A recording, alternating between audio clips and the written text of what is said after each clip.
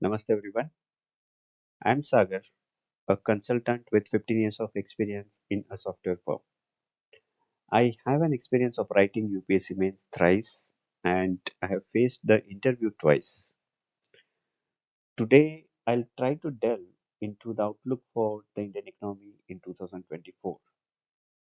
I hope you will discover some pointers here. Those can help in your essays or answer writing or overall comprehension. So let's begin.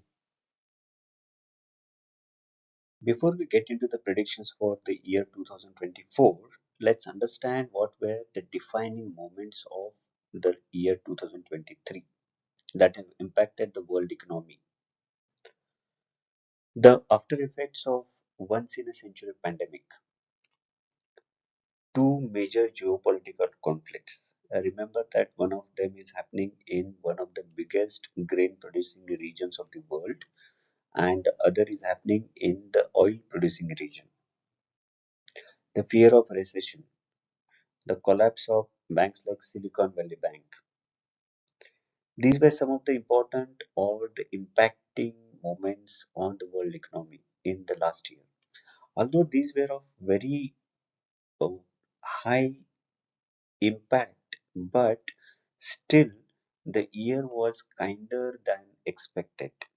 It just resulted into higher for longer interest rate regimes, right?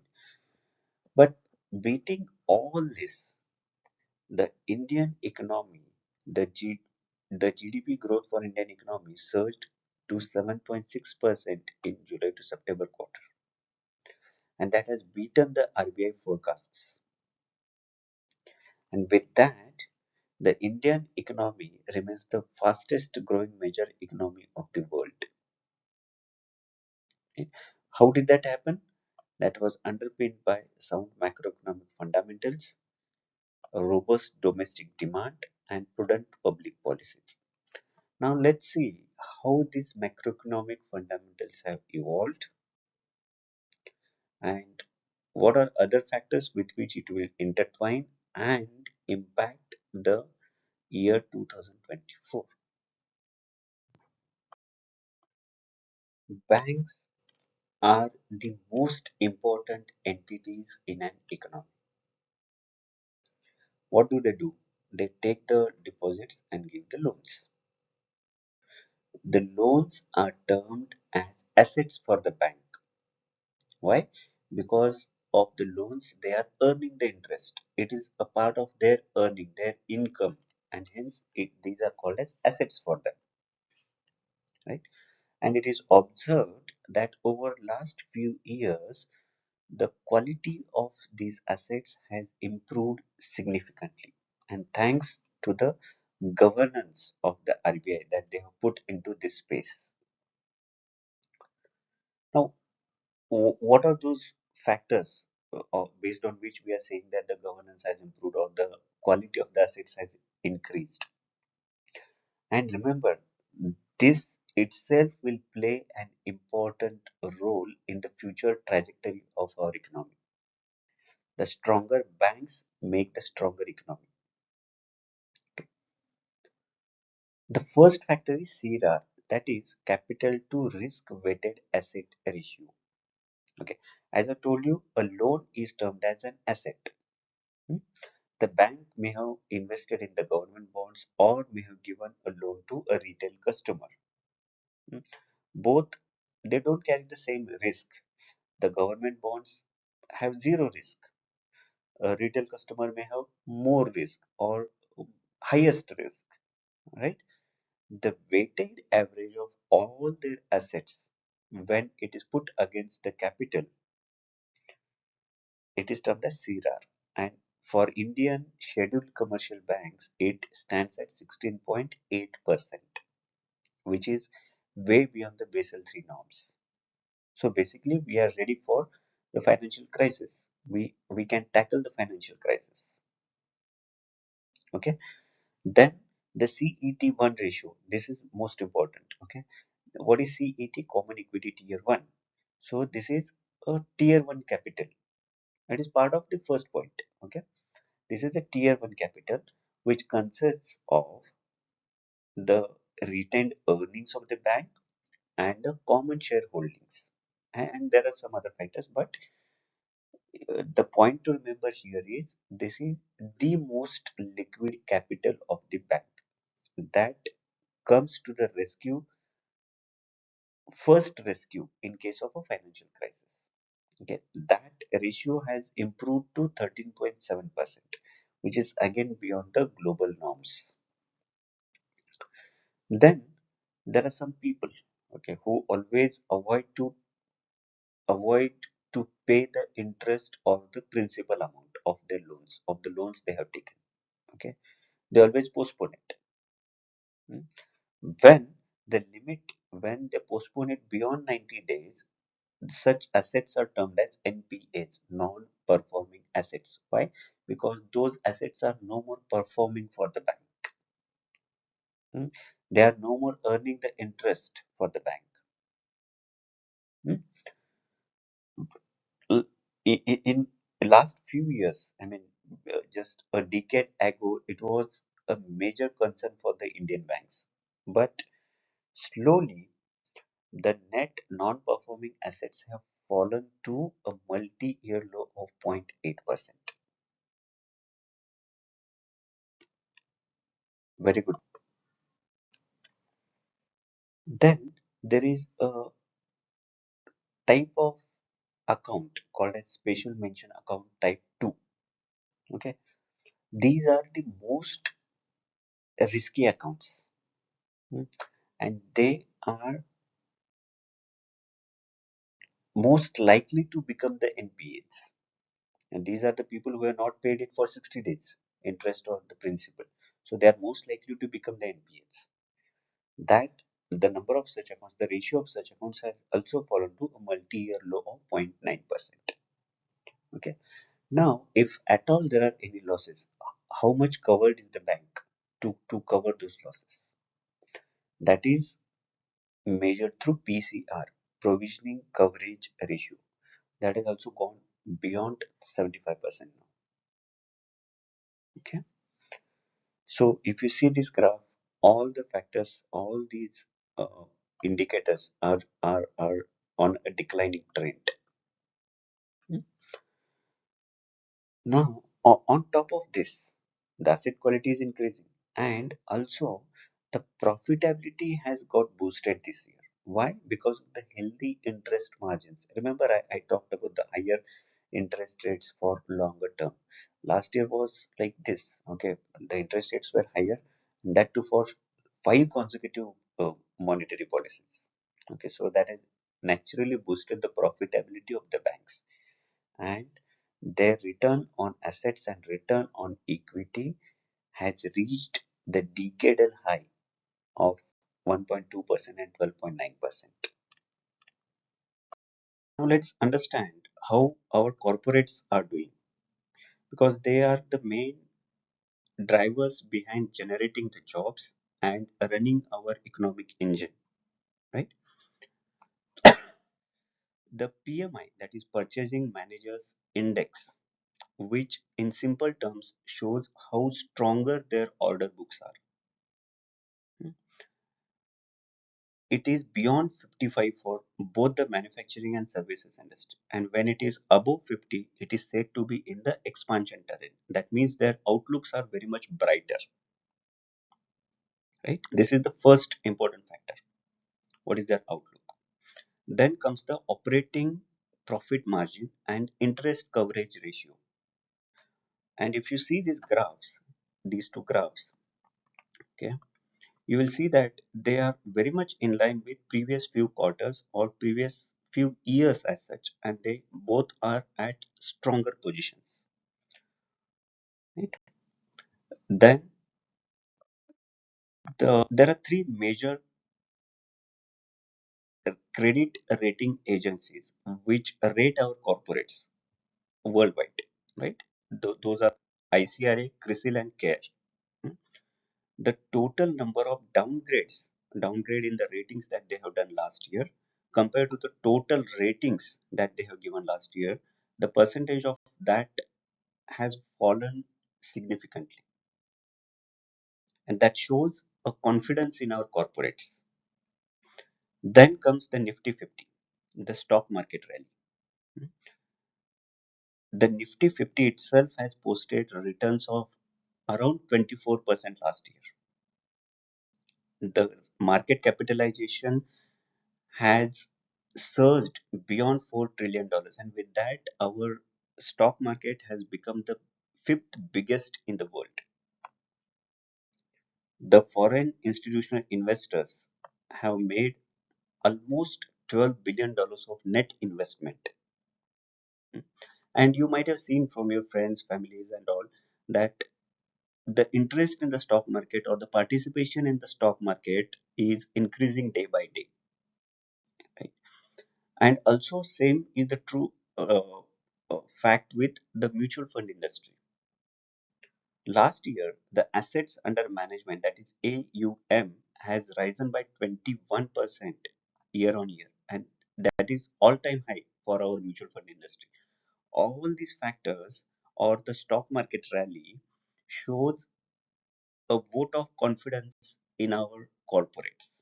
That is a big achievement for us. That is a brighter spot for us.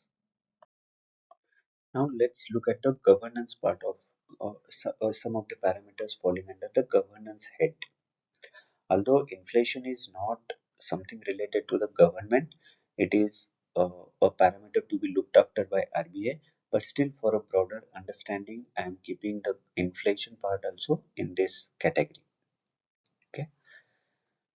Now, if you have observed over the last year, the inflation was on a higher range. Okay. In fact, we touched around more than 7%. That's like 7.4% in July. But slowly it has come down to 5.6% by November. Okay. And if you know RBI's tolerance limit, it is 4 plus or minus 2%. Okay. Now the inflation has come within the tolerance ambit of RBI, but it is towards the higher end of that limit. Okay, so we are okay. We are doing okay on this part. Not so good, not so bad. Okay. Then let's look at the CAD, that is current account deficit. And this has shown a healthy decline. If you see this graph, it is showing a decline and it has averaged out to around 1% of GDP over last 6 months or over the first 6 months of last year. And it is expected to remain so viable and fully financed. So CAD is also not a worry for this year. Okay. Then we had strong exports in the services sector, and also we were one of the highest recipient of the remittances. That is the foreign currency sent by our NRIs. And on account of that, there was an good accretion of forex, that is foreign exchange reserves. It has gone beyond $616 billion. Okay, this makes India the fourth largest country holding the forex in the world. Okay, and with such a good accretion, with such a good figure, we are able to cover around 10 months of imports on BOP basis. Okay, that's like we are ready for the external shocks, if at all there be. Okay, so good on this front. Then let's see what are the debt figures for the government.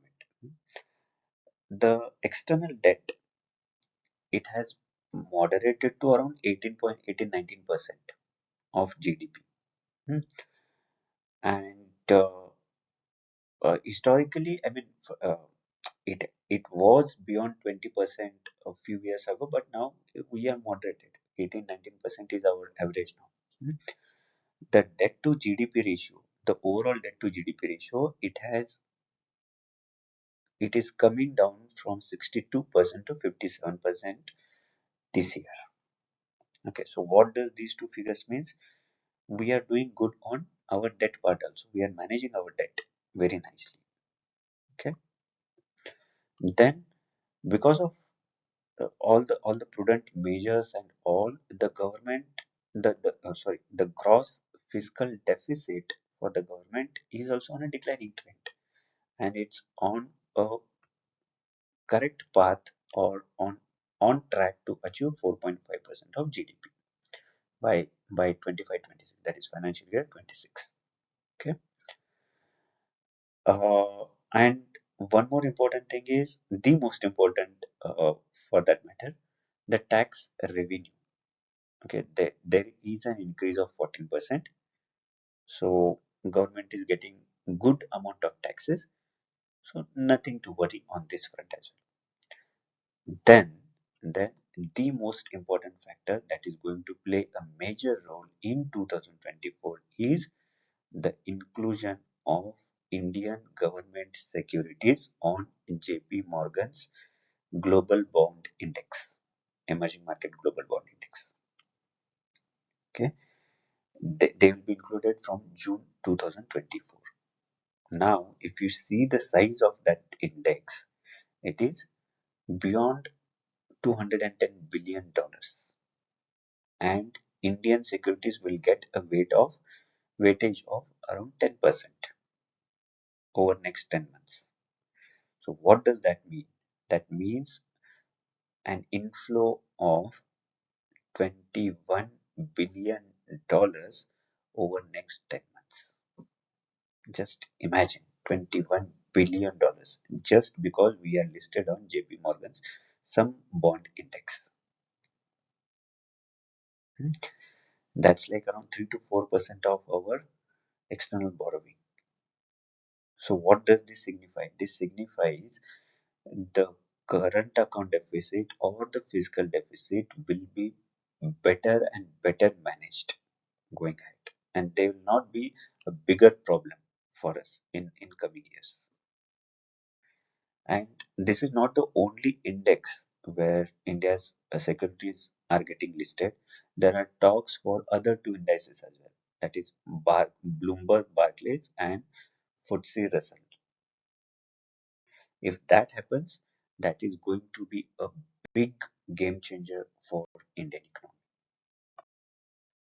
Now, let us look at some of the risks for the financial systems. The first important risk is the projections of the IMF, International Monetary Fund. What they are saying is the global growth would decline to 3% in this year and 2.9% next year. Mind that these are the figures very much below the pre-pandemic average of 3.8%. Okay. And when the global growth is declining, it will be accompanied by a sharp deceleration in the world trade growth. Although it will grow, but with a nominal percentage of 0.9 this year. It is expected to bounce back to 3.5%, but it is again not a very desirable growth in the trade. Okay. Then next year, that not next year, but this year, 2024, there are around 40 upcoming national elections. Around 40 countries are going for elections. That represents around 41% of the people globally. Okay. And whenever there are elections, it has been observed that the governments shift their focus towards protectionist policies. They protect their internal or uh, their own industries, and that impacts the global trade deals. Okay, and uh, that will impact the direction of the global economic engagement. So very important factor. And then the most important thing for Indian economy would be the El Nino phenomenon. In 2023, rains have been recorded as normal at the official level, but we know that it was not even, it was not properly distributed. It was not a healthy rain this year, right? And that has already impacted the Rabi sowing. Hmm? And 2024, they are predicting a super El Nino. What is El Nino? You must be knowing, right? That uh, unusual warming of the ocean off the coast of Peru, right? And that happens like that between 3 to 7 years at that frequency because of some changes on the equatorial currents. But whenever that happens, that brings in drought-like situations in India. Hmm? And imagine whenever there will be drought-like situations, that will definitely impact the agricultural production, that is food production. Hmm? And prices will naturally rise, and that will impact the rural demand. Hmm? So this is how all is interconnected. The El Nino, the rural demand, the rise of food prices, and the inflation in turn. That's how it will go on. We'll see some other important factors or important risks for our financial systems. The on this slide, the first risk that is shown here is the sales growth. The sales growth of the manufacturing sector, if you will see, the graph is on a declining trend, right? But this is still okay because of averaging out effect. But if you see the IT sector, the sales growth has subdued to 5.9%. And mind that it is after 9 consecutive quarters of double-digit growth. Hmm? And to top to top up this, some of the IT majors have already announced or have already lowered their revenue guidance for upcoming quarters. Okay, so uh, this is on the sales part of uh, the services sector basically, or the IT sector. Then one of the now this factor is in play. You must have seen the recent crash in the HDFC shares. One of the reasons was the their outlook for upcoming quarters. Hmm. See, banks are grappling for the funds now. Hmm. For the entire last year, the interest rates on loans were higher compared to interest rates on deposits. The interest rates on deposits were too low. Hmm. And because of which the net interest margin was good and banks were profitable. But the effect of that is there is a decline in the deposits. And if there is a decline in the deposits, where are they going to lend from? Hmm? Now, if they have to tackle this, they must increase the interest rates on deposits, but that will narrow down their interest margin, net interest margin, and that will hamper their profitability. Hmm? So that's again a not a healthy cycle for banking industry. Okay. Then comes the most important factor for our economy, the oil. The Indian basket of crude oil prices, it was trending upward until October. But in recent months, we have seen some decline. Now, there are two factors to be considered here when we are seeing the oil prices. First one is the OPEC plus countries are cutting down on production, and second thing is the West Asian conflict. Okay. And because of these two things, the prices may remain volatile. Hmm. And by a rule of thumb, what happens is, if there is a price surge of 10% above the baseline of $85 per barrel, it will impact the growth by 15 basis points and inflation by 30 basis points. Uh, that's a rule of thumb. Okay. So this is one factor to be looked after in 2024. Okay. Now let's see some more risks for our financial systems. The key characteristic of Indian economy is the household savings.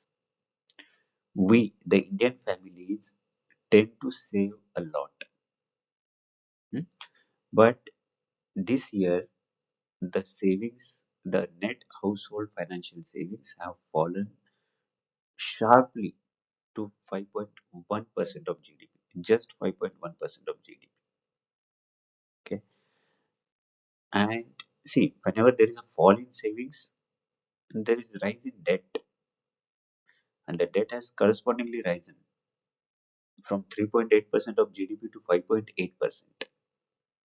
And in fact, this is the first year when the household savings have fallen below the government borrowings. And this is one more factor that economists are looking at. Then, the year 2023 was termed as the year of layoffs, especially the tech layoffs. And the projections are also not good, not that great. There are projections of just 3.9 million job additions in 2024, which is nothing for our economy. And that too, these jobs are not widespread. They are mainly concentrated in the logistics and mobility sector. Hmm? We need lot of jobs. Okay? Now, see, whenever there are not many jobs or weaker hiring trends and unemployment is rampant, okay, it will not it or it will impact the demand, right? In this case, the urban demand. Okay. Now, uh, see, 2024 is going to be an election year. So government may not spend much on capital uh, expenses. So there will not be much capital expenditure. Hmm. So a private sector has to spend, but private sector is not in that mood. Hmm. Or even if they are, even if the conditions permit, they can't do that widespread investments. Okay, they have their own limitations. Hmm. And they cannot kickstart this investment cycle.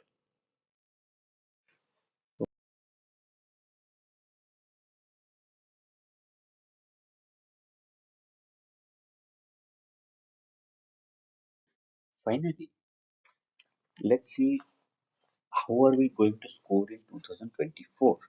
What will be the growth? What will be the interest rates? What will be the inflation, etc., etc. The from many of the reports, IMF, World Bank, RBI, government figures, it is clear that growth will hover around 7% for FY24 and 6.5% for FY25. Hmm? And inflation will hover around 5% at least for this year. Okay. Now, with this, will the central bank cut down the rates? Okay. So first, let's look at the global scenario.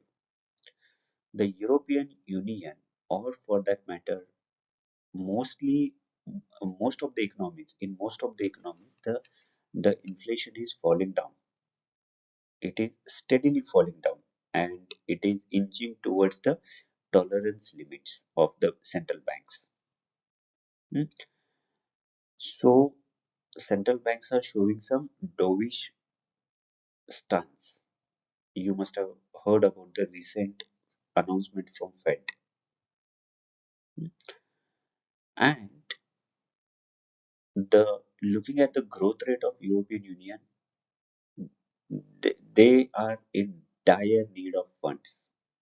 So it is expected that European Union will take a lead in cutting down the rates.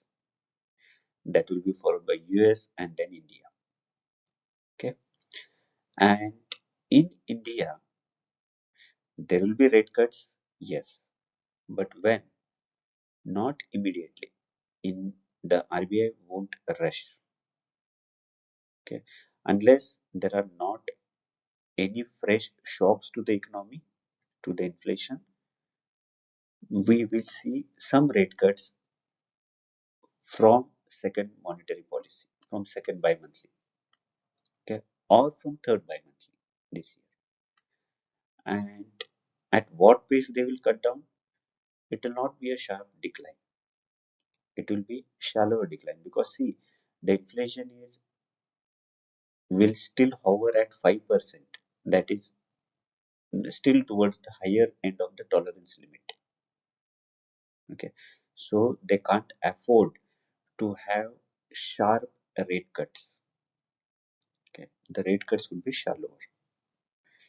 And a Bank of America report suggests, or their study shows, there will be total 152 rate cuts across the world, and from the central banks, hmm, and that will bump up the demand. Obviously, that will bump up the demand.